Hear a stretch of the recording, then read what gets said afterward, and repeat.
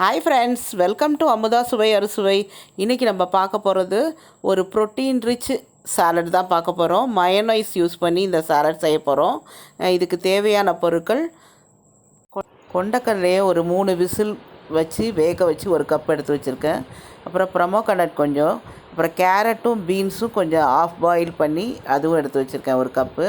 அப்புறம் insulin leaf, அந்த லீஃபை daily நம்ம சாப்பிடும்போது சுகர் லெவல் கண்ட்ரோல் ஆகும்.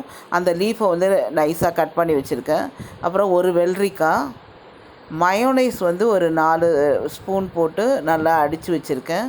ஒரு பச்சை மிளகாய், இஞ்சி, தக்காளி, வெங்காயம், 1/2 spoon chilli flakes, egg boil பண்ணி ஒயிட் போர்ஷன் மட்டும் எடுத்து வச்சுக்கிட்டாச்சு.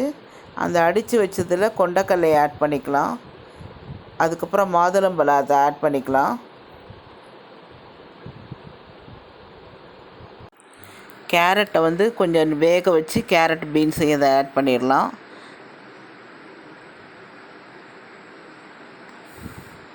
அதுக்கப்புறம் இன்சுலின் லீவ்ஸ், இந்த இன்சுலின் லீவ்ஸ் எதுக்கு யூஸ் பண்ணுறோம் அப்படின்னா சுகர் லெவல் கொஞ்சம் கண்ட்ரோல் ஆகும். அதுக்காண்டி அதை ஆட் பண்ணிக்கலாம்.